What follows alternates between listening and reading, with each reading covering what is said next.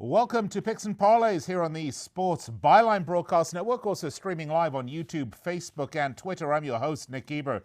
It is great to be with you this January the 30th, 2020. Want to wish everyone a very happy National Croissant Day today.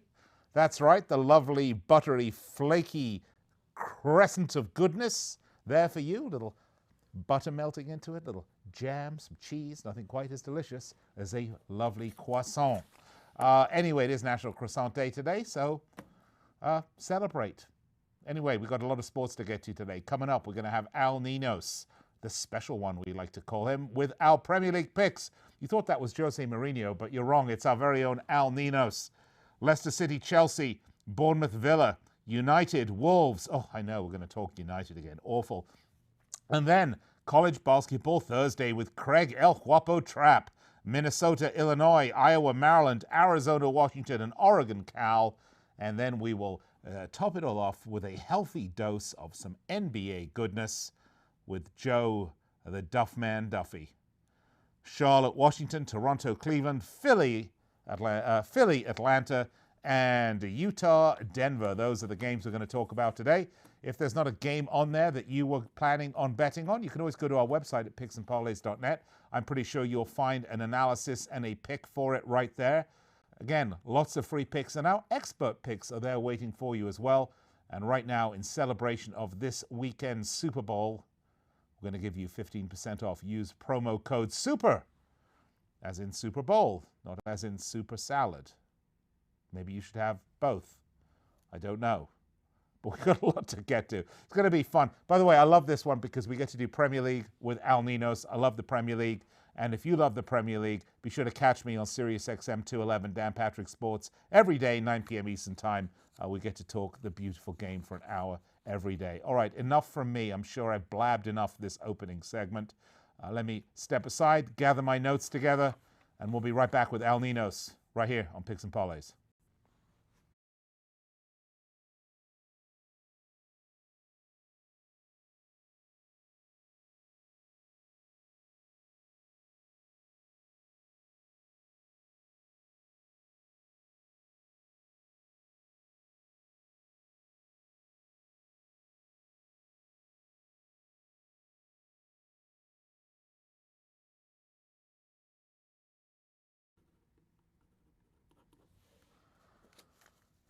All right, welcome back to the show, Picks and Parlays. By the way, if you're listening to us on the radio and you hear me referring to things on the screen, you might figure out that we are live streaming this with video as well, which indeed we are. And you can find that.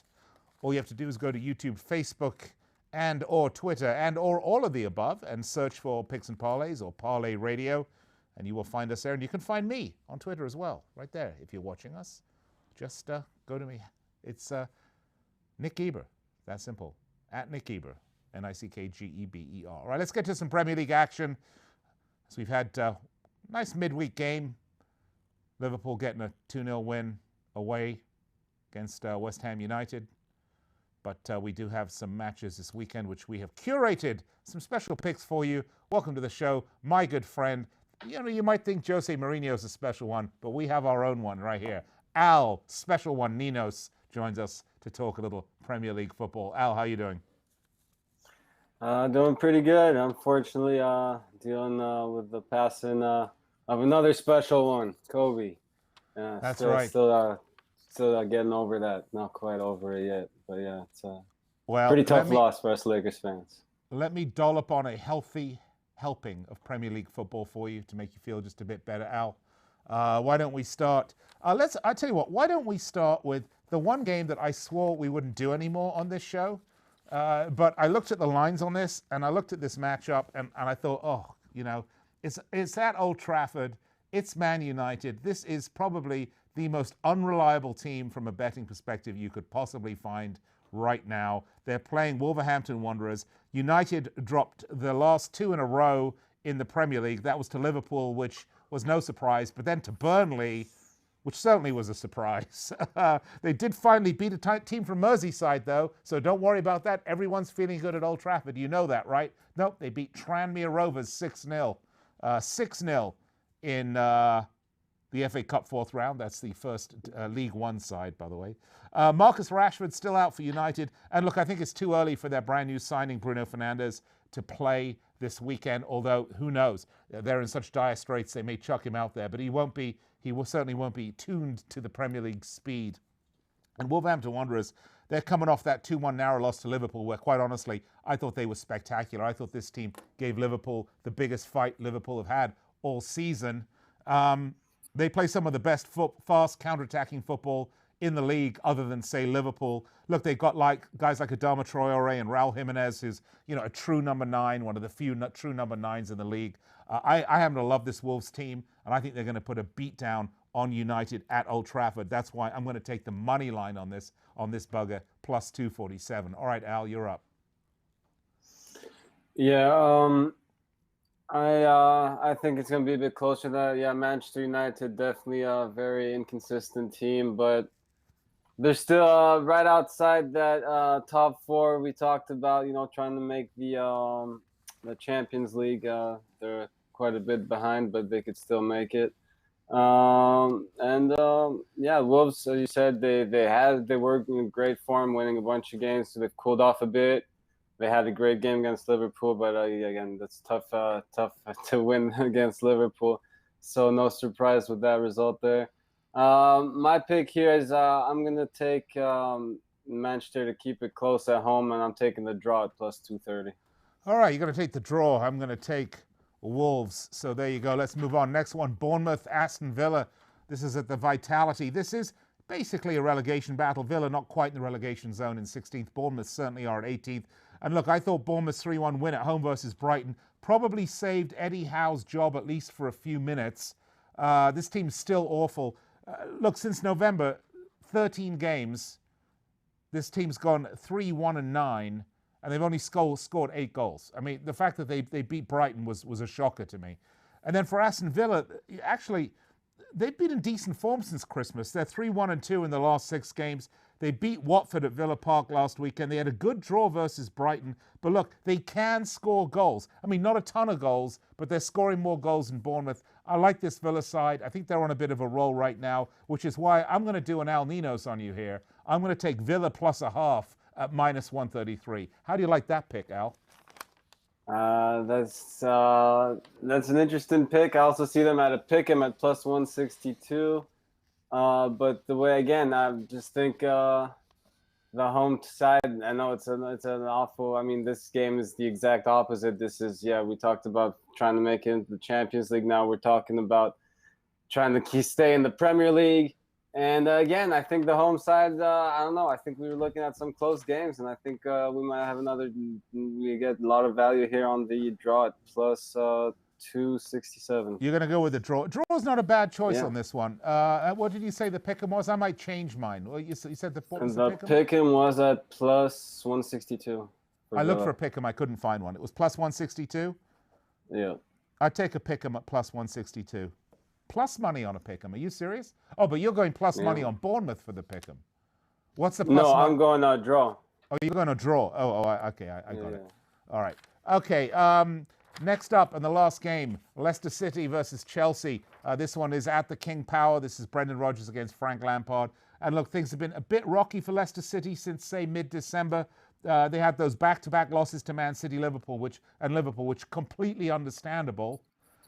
But then they have 2 bounce-back wins, but then they drop 2 games to Burnley and Southampton. I mean, it's a little bit strange. They come back with the win against West Ham, but look, you're seeing the effects of a long season on a squad that's not that deep. They've had a couple of injuries here and there, and I just think that the length of the season and the pressure now coming up from the likes of Man City, who leapfrogged them into second place, and obviously Chelsea below them is pushing on them. But for Chelsea, they're a bit all over the place.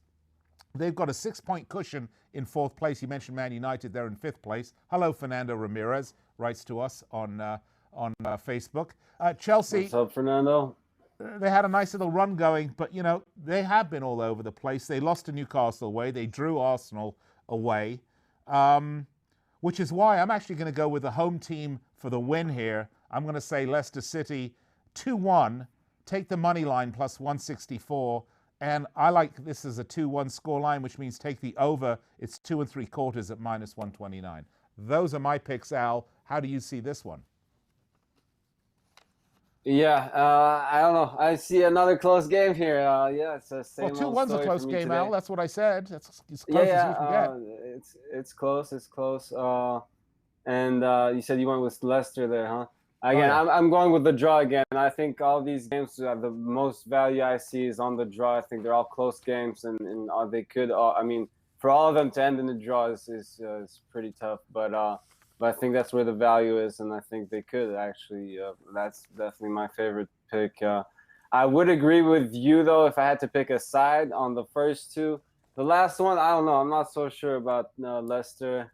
Yeah, maybe I would agree with you. I'd probably take him at a pick him though at -112 if I had to. But I like my draws first, and then I would agree with you on the sides though if I had to pick Yeah, but I mean, Leicester's at the King Power. You know, they're a pretty strong team at the King Power. Chelsea, a little iffy on the road. You know, they did drop those 2 games away. If you remember, I mentioned that was Newcastle United, and the draw against Arsenal was at the Emirates. So St James's Park and the Emirates when they are away. This one is at King Power, and I don't think Chelsea are at their best when they're on the road. So that's just my humble analysis, special one. You know, you're gonna have to fight Jose Mourinho for that, because that's what I'm going to call you from now. You're going to be Al Special One Ninos. I'll take it. It doesn't sound too bad. But yeah, he's definitely deserved his title too. I'm not trying to take anything away from him, that's for sure. But anyways, yeah, definitely like my draws for these picks, and would agree with you on the sides if I had to pick. All right, maybe next week, Al, we'll look at some more Premier League, but also maybe we'll look at some of the current mid-season or run-in season prop bets, like will Liverpool drop a game this season? Will they lose another game this season?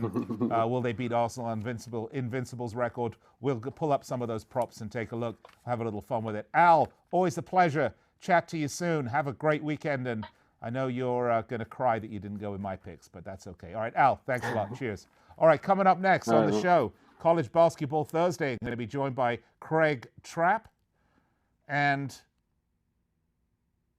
I believe that's what we're going to do. So don't go anywhere. We'll be right back after this.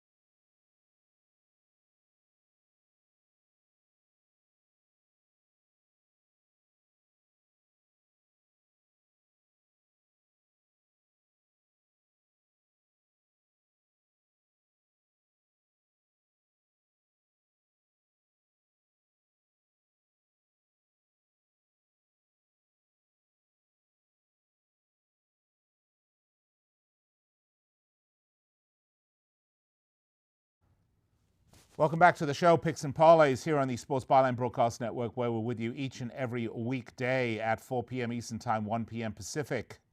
Also streaming live audio on iHeartRadio and TuneIn, and live video on YouTube, Facebook, and Twitter.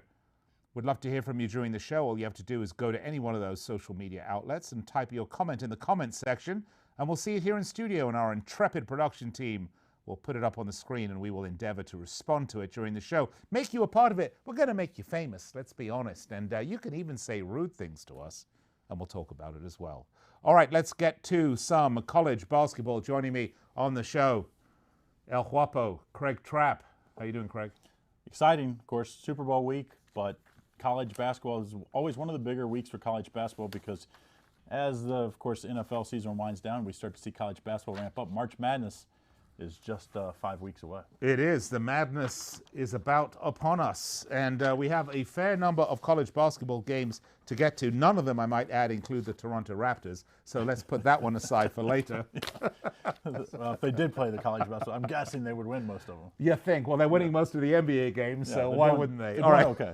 Let's go. Let's start the Pac-12, shall we? With the Oregon is at Cal. The Ducks 17-4, 13-8 against the spread. They're 8-2 in the last 10 on a 3-game winning streak, including wins against Washington, the Lori Loughlins, and UCLA. That must be a mistake on that last one. They're 3-2 straight up and against the spread away from home, 6-2 in conference. Their total has gone over in 11 of the last 15. And the Golden Bears of Cal, Berkeley, 9-10, 7-12 against the spread. 4-6. They're too busy smoking weed in Ho Chi Minh Square there and having sit-ins. I don't know. 4-6 of the last 10. If Chip Chimerimbus were here, he would know what I was talking about. Win against Stanford, snapped a 2-game losing streak. 9-2 straight up, 7-4 against the spread at home, 3-3 in conference. They've gone under in 4 of the last 6, and they are going to get whacked by Oregon, who are 11-point road favorites with a total of 130. Double digits, though. In conference, double digits on the road is just not something you make a whole lot of money as a handicapper or as a bettor. I just think when you look at Oregon, yes, they're clearly the better team. I think, maybe have one of the best built backcourts as for guard play for the NCAA tournament. I love them. Last year, took them really deep in the tournament. I think it'll take them deep in the tournament. But that doesn't mean you can win double digits on the road and cover consistently. I know, yes, they won double digits against UCLA, but that was at home. They did well against USC. They won in overtime. That was at home. When they were at Washington, they had to go to overtime to beat a not very good Washington team. The time before that, they lost at Washington State. Washington State's not that good. I just think on the road, you have to take the double digits. Give me the 11 points here with Cal. I know Cal's not very good, but they at least did beat Stanford last time out. And, Stanford. Yeah, but that was on the back of a 2-game losing streak. I get it. I mean, but those 2 losses were on the road at UCLA. I still think those Ducks are going to The pull Pac-12, down their bare pants and spank their body. Well, they could still win by 8. No, I know, but it's going to be. Well, you're the expert, Craig. I'm just saying that the Pac-12. You look at the road teams don't win a whole lot and cover on double digits. Right. Okay. Well, fair enough. All right, and actually, going back, I mean, their record isn't all that bad. It's 9-10. It's not like it's some of the other ones we've seen. Well, but I mean, it's not great. When you consider the patsies they play in the preseason, it's actually pretty bad. Yeah. Okay. Fair enough. That's true. Like USC. Right. Okay. Well, like most teams. All right. Okay. Let's go. Next up, the Wildcats against the Huskies. The Wildcats of Arizona, 13-6, 10-9 against the spread. They're 4-6 in the last 10. They did lose 65-66 to Arizona State. They're 0-4 straight up, 1-3 against the spread on the road. That's not good. They're 3-3 in conference. All their wins have come on all their losses there, I think, have come on the road in conference. Chase Jeter is doubtful with a back injury. They're 8-2 straight up in the last 10 games against Washington. And the Huskies, 12-9, 9-12 against the spread. They're 3-7 in the last 10, Craig. They have been stinking it up. They had an easy early season schedule. Yeah. It's getting a little tougher now. They're on a 3-game losing streak with consecutive losses to Oregon, Utah, and Colorado. 9-3 straight up, 6-6 against the spread at home. But it's hard to look at that record and just know the easy teams they played earlier and sort of take much from it. They're 2-6 in conference, which really is not good. They've gone under in 7 of the last 8, which is no surprise. I am surprised that the Wildcats are only 3.5-point road favorites here with a total of 135. They've lost their last 3 road games. That's okay. Arizona's losing all 3 road games. They did cover that one by 0.5 point against Oregon in overtime, but when you are that poor on the road, and then you're the favorite. I mean, it's kind of that kind Yeah, of. this is not two great teams, let's be honest. Well, I think Arizona is a good team. It's just they're so young, and young teams don't do well on the road, especially in the Pac-12. We just talked about, the last with the Cal game, that you just don't lay. Teams just don't win in the Pac-12 on the road consistently. That's just not what they do. You're telling me the strip clubs in Washington are not as good as the ones in Arizona? I mean, come on. I'm sure for them it makes no difference. Sean Miller has done a great job recruiting, but they're young. And I think I could see Arizona winning this game by a point or two and not covering. So give me the underdogs here.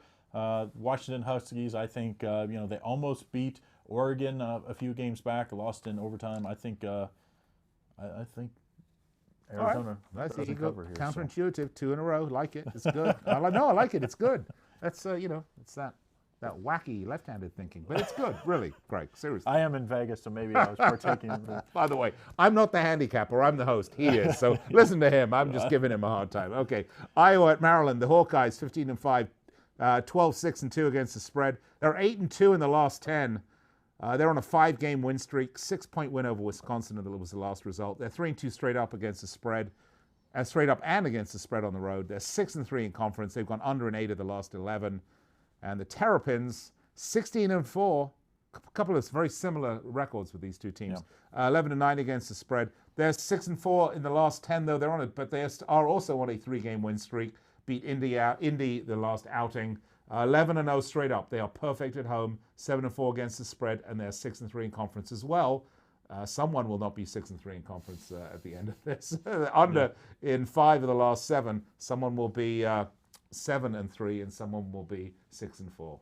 The home team has done in the Big Ten have been really, really good this year. Is that why they're 5.5-point favorites, Maryland? Yes, yeah. I would say neutral floor. I would say Iowa might even this is a neutral floor, isn't it? No, it's not. No, it's at Maryland. It's at Maryland. Yes. But if it was neutral floor, I would say Iowa might even be a 1-point favorite. That's how big I think home court advantage has been in the Big Ten this year. I think you almost have to, when you look at the Big Ten this year, you have to give the home teams, even at the, favored like this, 5.5, 6 points. I think you have to give them the nod in most cases, and I think that's the case here. I like this Iowa team. They've been very good for me against the spread, 12-5-3 against the spread overall. And Maryland hasn't been great, especially on the road, but they're at home this one. So let's take Maryland. Rock solid. I think they're way more talented at home. They play on both sides of the court at home. When they're on the road, they just don't play great defense. So give me Maryland. Let's lay the big number here, 5.5. I think it's going to be a good game, though. Okay, so at home they play quality defense. How's Iowa's offense on the road? Well, I think Iowa's a way better road team than obviously Maryland is, but they haven't necessarily played the competition yet. Right. Than Maryland. Sometimes it's the scheduling, and now they're getting into the tougher. So do you think 145.5 is a little high then? It seems just a bit high. I would imagine both defenses will probably. I don't see either team getting to 75 in this one, so I think it's low 70s, a high 60s type game. So I would say if I was going to play a total, I definitely would be on the under in this one. Okay, so we'll take the under and take Maryland. Maryland is a better play. Yeah. Okay. All right. Next up, Minnesota at Illinois. The Golden Gophers 11-9, 12-7-1 against the spread. They're 6-4 in the last 10, coming off a 52-70 loss to Michigan State. 1-6 straight up and 3-1 against the spread on the road. Not good. 5-5 in conference. The total's gone under in 4 of the last 6. And the Fighting Illini, is that like the Fighting Alumni? Is this what they do? Is it like Fight Club for people that graduate from Illinois? I don't know. Anyway, 15-5, 10-8-1 against the spread. 8-2 in the last 10. They're on a 6-game win streak, though. They're 11-1 straight up at home. They're 5-1 against the spread at home. 7-2 in conference, and I got to ask you about this one, Craig. Alan Griffin, though, won't play as he was ejected in the win against Michigan State. Total's gone under an 8 of the last 12. Why are they only 4.5-point favorites at home? I even see it at 5 at some spots, but I was surprised. I thought this would be a little higher. I will say Minnesota's win at Ohio State was impressive, but Ohio State is really on a downward trend right now, so I don't know if you'd get that credit that you would have got by beating Ohio State early in the year. To me, I think you have to play Illinois in this spot. I just think they're really playing well right now. I thought the win I think it was at Michigan, the last second shot at Michigan was very impressive. Winning at Purdue by 17 points. Winning at Purdue is never easy any year. Great, this isn't the same Purdue team as last year, but they're still pretty good at home. And anyone beat Rutgers. Rutgers was pretty hot, so I like this Illinois team. They're the much hotter team. When you look at the overall against the spread record, is not good, but that was mostly early in the year for Illinois. Since then, they've been really good. Covered against the spread at Michigan, covered against the spread at Purdue. Didn't cover at home against Northwestern or Rutgers, but they did cover at Wisconsin. And Purdue. So they're 4-2 in their last 6 against the spread. Give me Illinois -5.5. I even see it at -6. No, really. It's getting wider, which is about right, actually. I think so. I think this could end up at 6.5, and I still would like Illinois. They're just playing way better basketball right now. Probably outside of Michigan State, the hottest team in the Big Ten. All right, Craig Trapp, what do we got to picks and parlays for our listeners and viewers? Well, we got that promo code right now. Got a lot of the Super Bowl bets up. Of course, packages, subscriptions, 15% off. Use the promo code SUPER. Super for 15% off. You can find Craig's picks there, and you can find Al, the special one, Ninos, and coming up after the break, you'll see Joe Duffy, the Duff Man. You'll find his picks there as well. All right, I'm going to take a break, and I'll be right back for some NBA action with Joe Duffy. Don't go anywhere.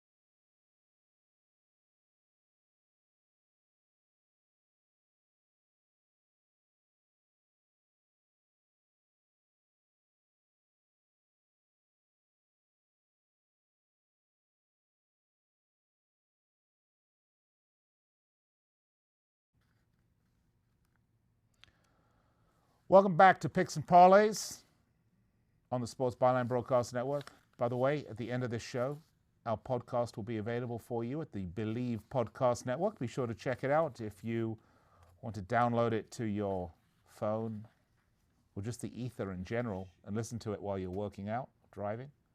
You can listen to it while you're working out. It's like sweating with the oldies. I would be the oldie. You could do the sweating. By the way, Fernando Ramirez says, "Hey, all doing okay. Very saddened by the tragic news that took place on Sunday. It's difficult to wrap ourselves around it. But other than that, he's doing well." I'm glad to hear that you're doing well, Fernando Ramirez. You'll be doing even better with these NBA picks, and you put some splendid dosh into your bank account. Let's join our expert capper, my good friend, his brother. I asked his brother Sean to come on again, but he said he's still coping with that very difficult venereal disease. It's very tough to crack.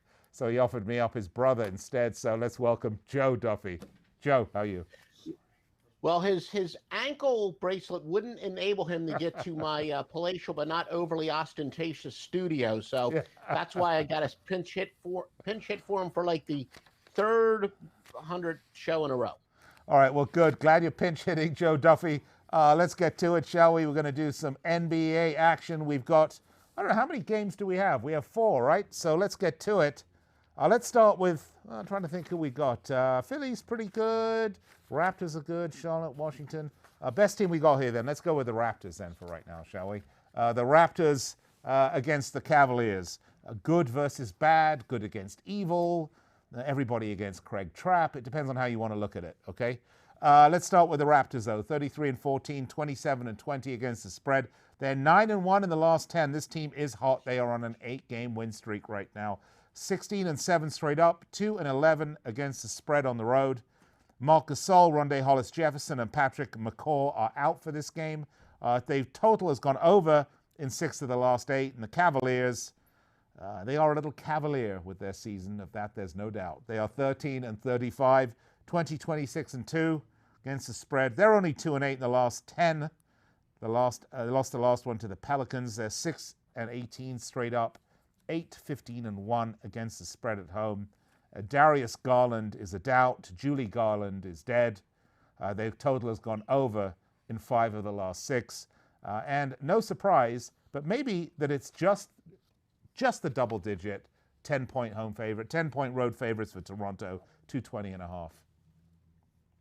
Yeah, everybody against El Guapo. I'll still put my money on El Guapo.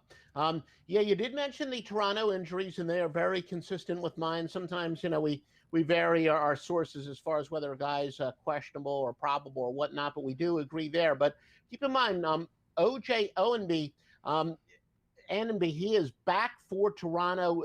A great athletic player.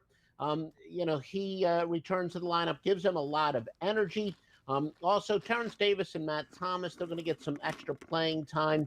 Toronto's on the front end of a back-to-back situation. Now, back in the old days, before I had sophisticated software like this, I would say Toronto, they're probably fat and happy, as you mentioned. They are sizzling, and with the game tomorrow and playing an inferior team, this might be a perfect case where Toronto would probably win but not cover. But no, traditionally, teams in this situation do pretty well. Road favorites of 8.5 or more that are on at least an 8-game winning streak do not overlook their opponent. They're 50, 26, and 2, including even better in the last few years since 2009, 30 and 10. So that's 75%. My basic math works pretty well. So I don't think, history says Toronto will not overlook Cleveland here, and they're just going to beat the living daylights out of them. So I will lay the big lumber on the road. But again, the NBA, the one sport that I do consistently lay a big number on the road. I don't get caught in biases. I prefer to bet underdogs. But if the computer says, no, don't just blindly bet underdogs, I'm not going to do it. And as I said, the NBA is the one sport where I do a lot of road favorites, and such is the case here. All right, let's move along. Next one, the 76ers versus the Hawks. The 76ers 31-17, 21-26-1 against the spread. 7-3 in the last 10. They're on a 2-game winning streak, coming off an 11-point win against the Golden State Warriors. 9-15 straight up, 8-15-1 against the spread on the road. Al Horford, Mike Scott are out of this game. Under is in the total in 7 of the last 10. And the Hawks, 12-36, 22-26 against the spread. They're 4-6 in the last 10. They lost the last game to the Raptors. 7-16 straight up, 14-9 against the spread at home. Alex Len, DeAndre Bembry, and Bruno Fernandez. Fernandez is just the guy that signed for Manchester United. Bruno Fernando plays for the Atlanta Hawks. We'll take the 2 different ones. They're all out of this game. Over in 7 of the last 9. 76ers 8-point road favorites, total 227. Actually, you know what, as I look at this, it kind of looks about right to me. Yeah, my sources are slightly different. I do think there's a chance that both Scott and Horford could play, but yeah, we're pretty much in tune with the other injuries. And with Atlanta's injuries, they're going to go with a much smaller but yet quicker lineup. They play that up-tempo, and it looks like, the Hawks might wind up setting the record for most points given up in a single season. And if this lineup where they are going to be forced to even put even harder, John Collins will be at center. For the Hawks to even stay in this game, I do think they are going to have to turn it into a track meet. But conversely, because they're going to have a small lineup and Joel Embiid is back now, of course, I do think they're ration his minutes a little bit, but he's going to have some mismatches on the offensive end. He might be mismatched on the defensive end because he might not be able to keep up speed-wise, but on the offensive end, I just don't think that, with this smallish lineup, anyone's going to be able to stop him. And I just think it's going to be a ton of points. And really, for the Hawks this year, 228 isn't all that high of a total. So I think yet another game where the Hawks especially will be involved in a very high-scoring game. They're going to, like I said, it's going to be up-tempo, but I don't think they're going to get a lot of stops on the defensive end. Yeah, you mentioned mismatch a couple of times. I think it's that gender-questionable dancer they have dancing at the Sapphire Room, but I'm not sure. Okay, next up. Yeah. All right. Yeah, the Sapphire Room, is that in Atlanta? I can't say I've ever been there, and I used to get around in yes, it is, must be. All right, Charlotte, Washington, the Hornets, 16-31, 23-22-2 against the spread. They're 2-8 in the last 10, although they did beat the Knicks on Tuesday, 8-16 straight up, 12-11-1 against the spread on the road. Total's gone under in 6 of the last 7. just not very good. But neither are the Wizards. They're 3-7 in the last 10. They're on a 2-game losing streak. They lost to the Bucks by 20 points. 9-11 straight up. 10-10 against the spread at home. Garrison Matthews is out on this one at least. That's what Garrison sent me the text. He said he's not playing. So I want to make sure we stop this discussion here about who's right and who's wrong. Total's gone over in 5 of the last 6. 3.5-point favorites for the Wizards. 227.5-point total. How's that look? And Jordan McRae will be out for Washington. Charlotte should be a little bit more rested. Washington, this will be their 6th game since the 20th of the month. They're in the same span, just the 4th game for Charlotte. But, as a general rule of thumb, and this kind of holds up in every sport, when you have 2 really bad teams, I used to hear people way back in the day when I got started in this industry, people say, well, you got 2 terrible teams, take the underdog, right? No, in reality, especially when you got a home favorite, it's a rare chance for a bad team to get a home win. And I do have one, essentially a very bad team is laying at least 3 points.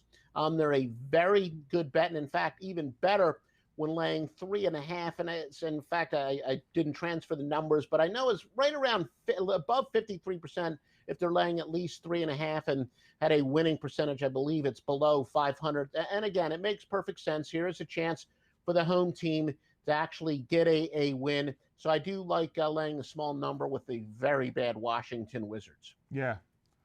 I mean, neither of these teams are lighting it up. So, that's riskier bets you can make. Well, I'm not so sure about that. Like I said, I do think that the marquee games are maybe the most fun to bet, but they're not necessarily the best ones. You do have to win ugly sometimes. And in this case, it is winning ugly. And like I said, it's far from one of my better systems, but it does go over a couple thousand games where, like I said, fairly moderately significant favorites that are really bad are pretty good plays. So look, whether you win on a marquee game or you win on a very ugly game, the bookmakers still pay. All right, Fernando Ramirez is asking us on Facebook, when are these games we're talking about? These are Thursday's games, Fernando. Great song by I was ABBA. wondering myself. I was going to ask you. By the way, great song by ABBA. Great Yes. song. Okay, all right. Utah Jazz. Think alike. The great Utah Jazz, Denver Nuggets. The Jazz 32-14, 24-20-2 against the spread. They're 8-2 in the last 10. They lost to Houston. That snapped a 4-game win streak for them. They're 14-10 straight up, 12-11-1 against the spread on the road. 29-7 as a favorite. It's interesting. They are favorites here, although narrow ones. The Denver Nuggets, 32-15, 21-23-3. They're only 6-4 in the last 10, coming off a loss to Memphis. 18-6 straight up and 10-12-2 against the spread at home. The home record's actually not too bad. Mason Plumlee's out for 2 to 4 weeks. They've gone under in 14 of the last 24 home games. Utah Jazz, 1-point favorites, 215.5 total points. And I'm just looking at this, thinking about this right now. Could this be one where you really should just take the money line on the home team? Yeah, I mean, I generally would rather take the smaller juice. In fact, that's one of the things that I advise. When you shop around for the better line, don't just look at the point spread. You want to look at the juice as well. So, no, for the most part, I still like betting on the point spread and betting a little bit less juice. But I've heard that. I've definitely heard that theory. The Jazz, they're playing the second of back-to-back games. Denver, they're playing the front end of back-to-back games. Now, both of these teams, obviously, these are, I think, the 2 highest elevation cities in the NBA. So both of these teams are pretty used to the thin air. But Denver's actually done their share of traveling with 5 of their previous 7 on the road. And their 2 home games, they weren't back-to-back. So they were squeezed in between road games. So they went from the road, home, and then back on the road again. So I do think, with both teams fairly used to this high elevation, but the fact that Denver's really done a little bit more traveling as of late and might be, these are fairly evenly matched teams, although I do think Utah is the more talented. I think they're a little bit closer in record than they are in talent. So I will take the Utah Jazz here. All right, good choice. We've got a couple of minutes left, Mr. Duffy. What else is on your mind? Well, look, everybody's been talking. I know Al Ninos and was talking about Kobe, and I think Fernando texted something about him. Yeah, that was shocking, and I didn't really realize it until the video had gone viral. The was it the girl dad video, and it hit me that when I found out about it, that's exactly what I was doing. I was being a girl dad. I was at my daughter's softball evaluation. So yeah, really, really sad story. Look, Kobe was imperfect. We're all imperfect, but I do think what he was best at was a loving dad. He loved his daughter, and it does. You know, I'm not one who necessarily mourn celebrity deaths, but the girl dad part really resonated with me. So yeah, rest in peace to a man who I think really loved his kids. Yeah, he did. Although I have to tell you, that I think more of the children that died in this crash than anything else, because they did not make the decision to take private helicopters everywhere. You know, they went where their parents told them, and I just think that's the devastation to these families is the real tragedy. The dead, sadly, are now that, and they leave behind a trail of sadness for those around them and their families. So we do think about them all and their families, and it is a sad note. But Joe Duffy, thanks for bringing us down. Okay, thanks. Well, I was trying to say how much I admired him as a girl dad, and it makes me appreciate being a girl dad even more. Well, now you get to go play with your daughter, and we get to go to break. Joe Duffy, thanks a lot. Always a pleasure. Cheers. Be right back to wrap it up. Yes, sir. Picks and parlays. Don't go anywhere.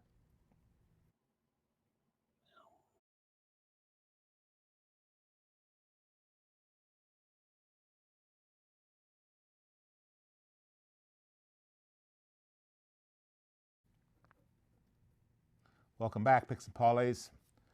Right here on the Sports Byline Broadcast Network, where we're live with you every day, Monday through Friday, 4 p.m. Eastern Time, 1 p.m. Pacific, on the radio, and also live video on YouTube, Facebook, and Twitter. And if you miss any of this show, immediately concluding it, you can find the podcast at the Believe Podcast Network, BLEAV Podcast Network. All right, well, we had a lot of free picks, so let's just jump right to it, shall we? In case you missed any of them, we started off with some Premier League picks. I went at it with Al, Special One Ninos. We disagreed on a few. Leicester City, Chelsea, he said take the draw plus 264. Bournemouth, Aston Villa, take the draw plus 267. And Red Devils versus Wolverhampton Wanderers, take the draw plus 230. You're getting a pattern here, draw, draw, draw. Oh, we had Craig's college basketball picks, but, well, those went away. You have to watch go back and watch the rest of the show for that one. All right, Joe's NBA picks. Raptors at Cavs, take the Raptors minus 10. Hornets at Wizards, take the Wizards minus 3.5. 76ers at Hawks, take the over 228. And the Jazz at the Nuggets, take the Jazz plus 1.5. Those are our picks for you. Once again, you can find those picks, lots more free picks on the website, picksandparlays.net. And when you're ready, every one of these cappers we've had on here today have their expert picks up there. We've had 3 on today. We had Chicken Dinner Torimbus in the studio, but he didn't make it on today, so that's 4. Have another 31 cappers on the website for you to choose from. We're going to give you 15% off any one of them that you choose, any one of their expert picks.